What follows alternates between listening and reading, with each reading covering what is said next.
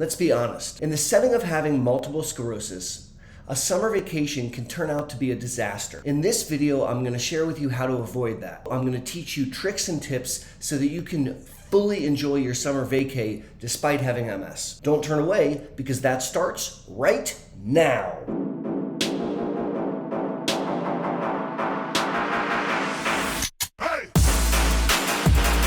Howdy!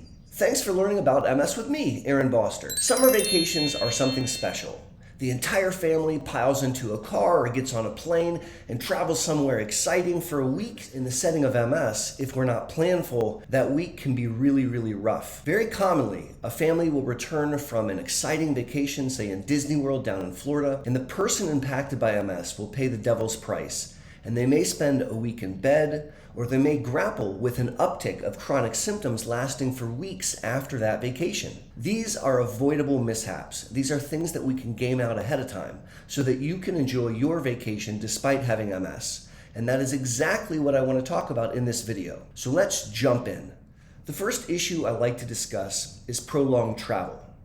Oftentimes, summer vacations involve getting into an airplane and flying somewhere, or getting into a car and traveling for many hours. And that can create its own significant problems for people impacted by MS, namely spasticity. Spasms, cramps, charley horses, and legs that are hard to bend are super common in the setting of MS. And they're intensified under two conditions: when it's cold and when you're still. For example, it's freezing on an airplane and you're sitting still in a seat for 5 hours, and when you get off the plane, you're stiff like Tin Man. Whether you're in a car or whether you're on a plane, I want you to be planful. Figure out ahead of time, how long can I sit before my body starts to stiffen up? And if you can figure out, look, I can go about 1 hour before I start to get stiff, that's the knowledge we need to combat this problem. If you're driving across the United States, every hour, you need to stop for 5 minutes. Now, your family might say, no, we have to keep going. But if you don't stop for 5 minutes, when you arrive at your destination, you're going to be Tin Man, and you're going to have a really hard time getting out of the car, let alone walking. Similarly, if you're on an airplane and you have figured out that you can sit still for an hour before you get stiff, once an hour, get up, walk to the bathroom, stretch in the bathroom, and then walk back. Adding in these stretching breaks, these walking breaks, will make it so that when you finally arrive at your destination, you're still able to bend and move. Real quick before we go on, do me a huge favor. If you like this video, please give it a thumbs up. And also, if you haven't yet subscribed to the channel, please consider doing so. Those two actions teach the YouTube algorithm that you really like this content and help push it out so that more people impacted by MS can benefit. Thank you. Summer vacations can be really hot. Whether we're going to Disney World and we'll be walking around an amusement park, or whether we're going to be visiting a beach, heat sensitivity, motor fatigue, and an uptick of MS symptoms can most certainly occur in the setting of hot ambient temperatures, and we need to be planful. How can you enjoy a summer vacation without melting in the heat? There's a lot of things that we can do ahead of time. I've spoken about the medicine 4-aminopyridine, Ampira. In Europe, it's called Fampira. And this is a prescription medicine that you would need to get from your clinician, a pill you take twice a day. And in people who respond, it literally buttresses you against heat sensitivity. So you can be out in Disney World and not melt in the heat.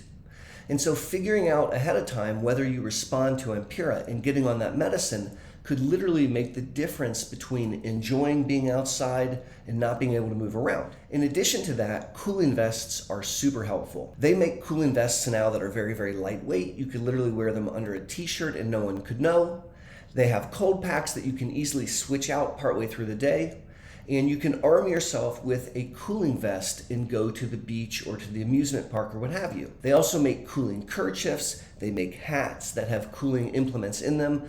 There's a bunch of ways of trying to cool your body while you're outside. You can also cool your body from the inside by drinking ice water. And I would strongly encourage you to have ice water in hand so that you're constantly trying to cool yourself from the inside. But these techniques by themselves may not be enough. They may not be enough to combat 110 weather for hours at a time in the midday sun. So I also want you to be planful with the timing of events. And I'll continue to use Disney World as an example. The park is open from very early in the morning to very late at night. There's no rule that says that you have to do all the activities in the middle of the day. On the contrary, I would recommend that you wake up nice and early and you go out and enjoy some of the activities in the park before the full midday sun. During the middle of the day, take a siesta. Quite literally, come back to the hotel or wherever it is that you're staying, take a cool bath, relax, take a nap, recharge your battery in the air conditioning, and then plan to go back out to the park as the sun is setting. You can game out the timing of your day to make it much, much more successful. It's rare in our day-to-day lives that we walk 10 miles every day for 7 days in a row.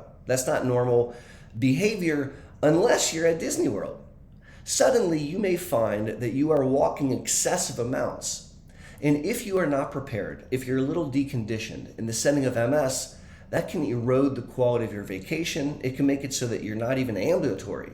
And sometimes you come home after a week of forced marches and you're not really able to go back to your daily routine. You may be in bed for a week. I've seen this with my patients, and it's something that is avoidable if we plan. What am I talking about?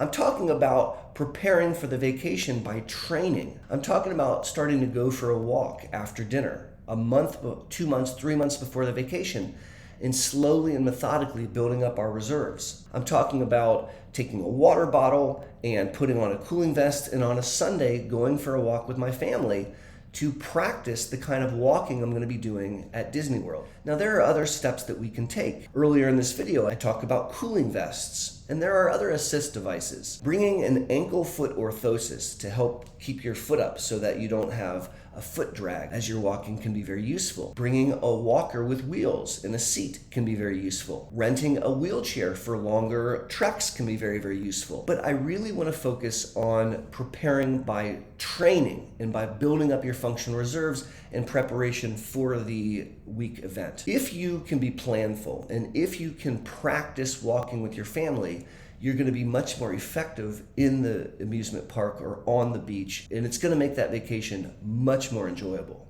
Let's talk about water, or the lack of water. Oftentimes when we're on vacation, a lot of things in our day-to-day life change. We choose different things to drink. We might shy away from water and drink more soda pop. We may drink more alcoholic beverages, and both of those can further dehydrate us. We're out in the midday sun and we're sweating more than we're used to, and as a result, it's really easy to get dehydrated on vacation. Now, dehydration can make lots of MS symptoms worse, and I want you to be planful. I want you to up your water game when you're on vacay. Bring ice water with you when you're out and about. Pay attention and make sure that you're staying hydrated. It's going to help decrease fatigue and decrease spasticity. It's going to cut down on motor fatigue, and it's going to help you grapple with the heat a lot better. Make sure to up your water game. Food choices matter. And oftentimes on vacation, we throw caution to the wind and we eat whatever the hey we want. That means another funnel cake and some more soda pop and maybe another piece of pizza. And that may be delicious in some respects, but eating heavily processed foods, sugar-laden foods, and fried foods, for example, can tax your energy. They can make your MS symptoms worse in some examples. And so I just want you to be cautious about food choices. Again, the whole goal of this video is for you to have the most amazing vacation possible. Am I telling you to avoid a piece of chocolate cake? No. Am I telling you to only eat chocolate cake? No, I'm not. When you consider budgeting for a vacation, I would also like you to budget for the week after the vacation. All too often, a family plans a 7-day trip down to Disney World. They come back on Sunday and jump back into work on Monday, and that might be too quick. You may find that if you can budget 1 or 2 days at home to recuperate from your vacation before you jump back into work, you are much more successful making that transition. Maybe even cutting your vacation 1 day short to give you that extra day at home might be worth it. If you'd like to learn more tricks and tips to live your best life despite having MS, click the video that's on your screen right now. Until my next Monday morning video, or my next live stream, or even better yet, the next time I see you at the Boster Center for MS, this is Aaron Boster saying be safe and take care.